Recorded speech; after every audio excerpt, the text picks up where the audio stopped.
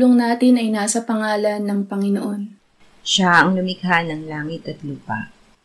Ating ipahayag ang ating mga kasalanan sa Diyos. Ang ating Diyos ay Diyos na mahabagin at mapagpatawad.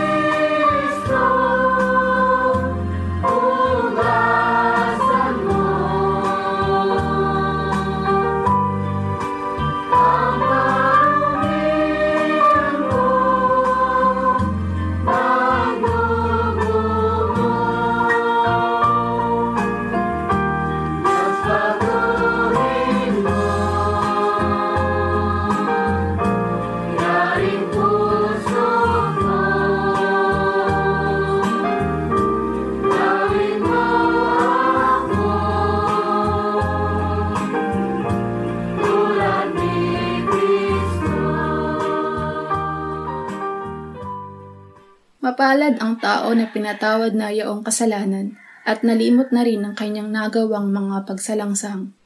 Mapalad ang taong sa harap ng Panginoon ay di na pinararatangan ng kasalanan, dahilan sa siya ay hindi nanlilinlang. Noong hindi ko pa naipahayag yaring kasalanan, sa buong maghapon ako'y nananangis sa matinding lumbay. Sa araw at gabi, bigat ng kamay mo ang nararamdaman. Ano pa't wala nang nalalabi akong lakas sa katawan. Hamog ang kaparis, dagling na tayo sa sikat ng araw. Ako ay lumapit sa iyong harapan at salay inamin. Ang aking nagawang mga pagsalansang di ko inilihim. Pinagpasyahan ko ang lahat ng ito sa iyo'y idaing at aking natamo ang iyong patawad sa sala kong angkin. Mga minamahal, sinasabi sa unang Juan, Kabanata 1, Talata 9, kung ipinapahayag natin ang ating mga kasalanan, maaasahan nating ipatatawad sa atin ng Diyos ang mga ito at lilinisin tayo sa lahat ng ating kasamaan sapagkat siya ay tapat at matuwid. Salamat sa iyo, O Diyos. Pinatunayan mo ang iyong pag-ibig sa amin nang si Kristo ay mamatay para sa amin noong kami mga makasalanan pa. Ngayon ay buksan mo ang aming mga labi at kami ay magpupuri sa iyo.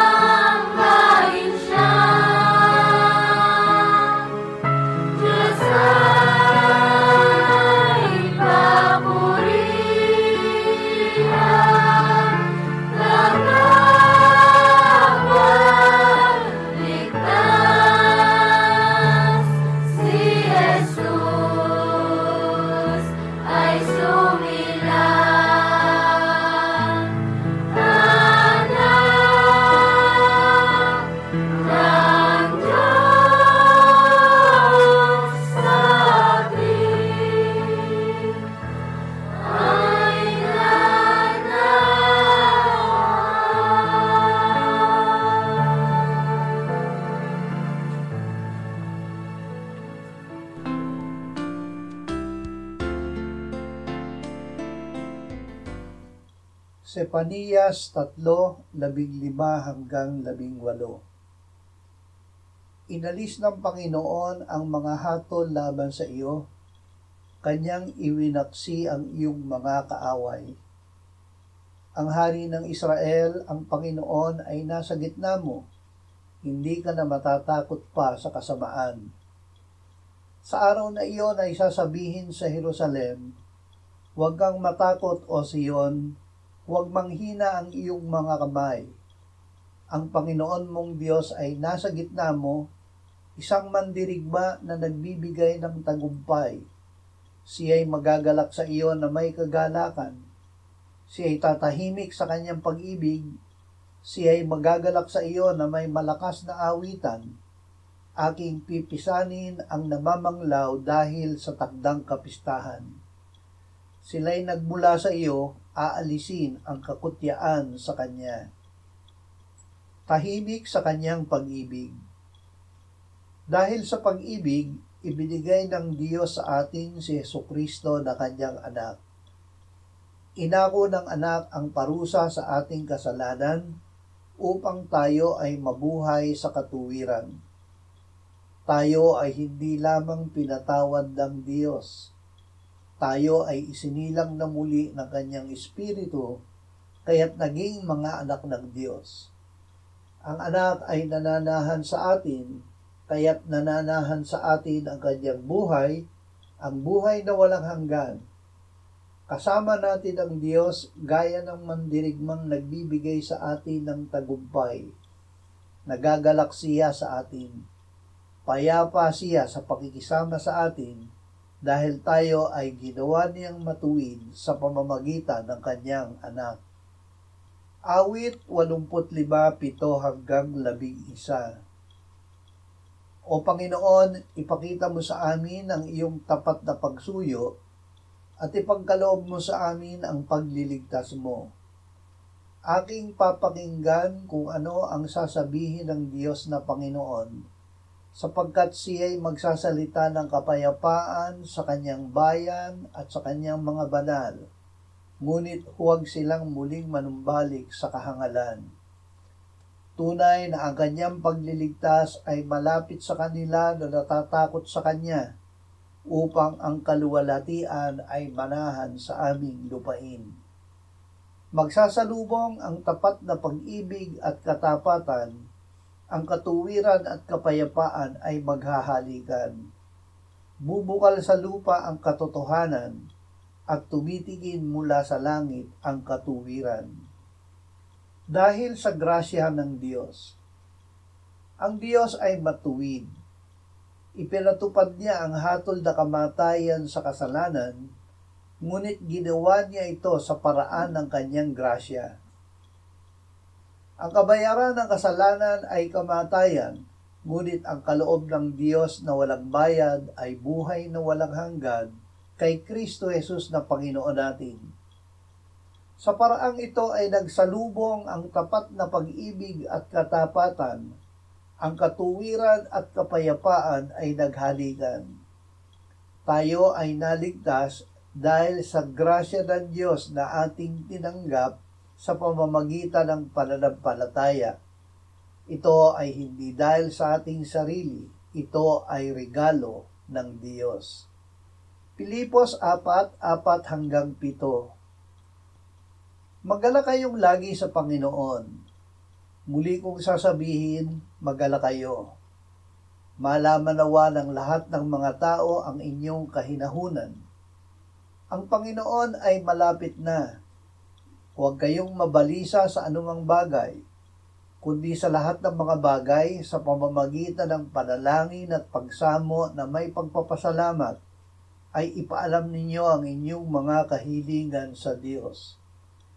At ang kapayapaan ng Diyos na hindi maabot ng pag-iisip, ang mag-iingat ng inyong mga puso at mga pag-iisip kay Kristo Jesus. Ang kapayapaan ng Diyos. Para sa ating kapakanan ay ginawa ng Ama ang kanyang anak na walang kasalanan na maging kasalanan upang sa pamamagitan niya tayo ay maging katuwiran ng Diyos. Tayo ngayon ay may kapayapaan sa Diyos sa pamamagitan ng Panginoong Hesukristo. Hindi tayo iniiwan o pinababayaan ng Diyos. Kaya't mahihingi natin sa Kanya ang lahat ng bagay sa panalangin. Dahil ang ating panalangin ay tinutugon ng Diyos, magagawa na nating magalak at magpasalamat na sa Diyos sa oras ng panalangin. Huwag tayong mabalisa dahil ang kapayapaan ng Diyos ang mag-iingat ng ating puso at isip kay Kristo Jesus. Lucas 7:20-23. At pagdating ng mga lalaki kay Jesus ay kanilang sinabi, "Sinugo kami sa iyo ni Juan na tagapagbautismo na nagsasabi, ikaw ba ang darating o maghihintay pa kami ng iba?" Nang oras na iyon ay pinigaling ni Jesus ang marami sa mga may sakit, salot at masasamang espiritu, at ang maraming bulag ay binigyan niya ng paningin. At sumagot siya sa kanila, "Humayo kayo at sabihin ninyo kay Juan ang inyong nakikita at naririnig.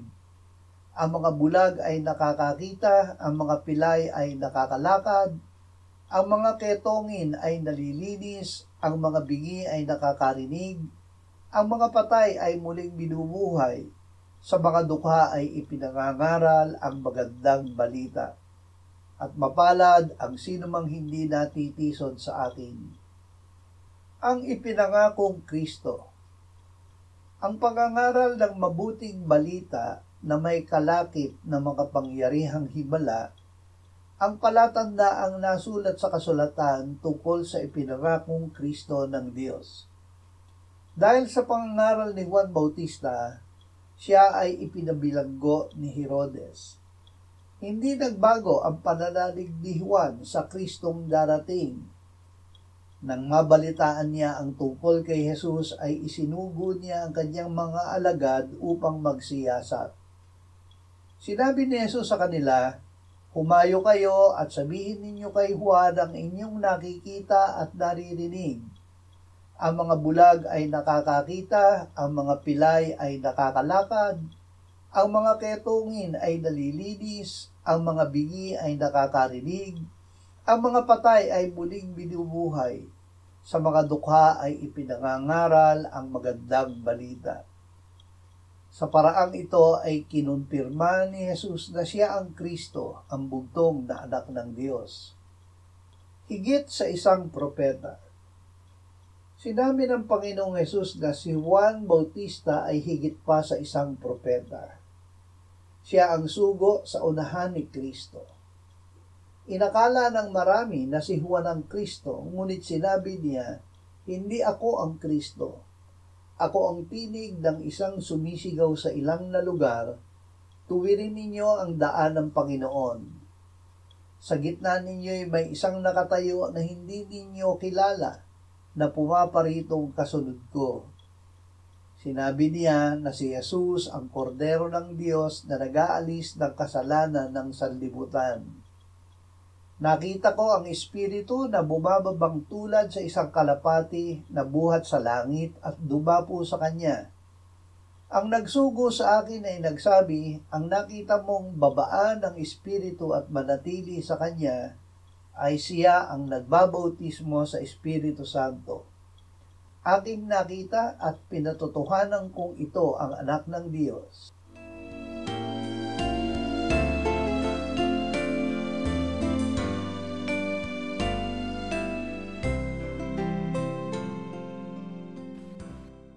Manalangin tayo.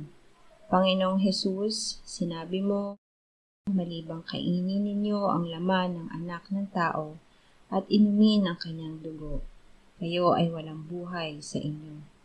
Ang sino mang kumakain ng aking laman at umiinom ng aking dugo ay may buhay na walang hanggan, at akin siyang muling bubuhayin sa huling araw.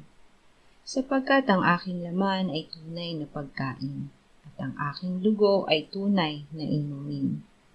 Siya na kumakain ng aking laman at umiinom ng aking dugo ay nananahan sa akin at ako sa kanya. Kung paanong buhay ang Ama na nagsugo sa akin, at ako ay nabubuhay sa pamamagitan ng Ama, gayon din siya na kumakain sa akin. Siya man ay mabubuhay sa pamamagitan ko. Panginoong Hesus, aming tagapagligtas, tinatanggap ka namin sa oras na ito bilang aming tinapay ng buhay. Tinatanggap namin ang iyong katawan na ipinako sa krus, namatay, inilibing, pinuhay na muli at iniakyat ng Ama sa kanyang kanan sa langit bilang aming tunay na pagkain. Tinatanggap namin ang iyong dugo na nabuhos sa ikapagpapatawad ng aming kasalanan bilang aming tunay na inumin. Manahan at mabuhay ka sa amin upang kami ay mamuhay sa pamamagitan mo kung paanong ikaw ay namuhay sa pamamagitan ng Ama. Salamat, Ama, sapagkat dahil kay Kristo, kami ngayon ay nakapamumuhay kasama mo kaisa ng Espiritu Santo. Sa iyo ang lahat ng kalwalhatian, ngayon at magpakailanman. Amen.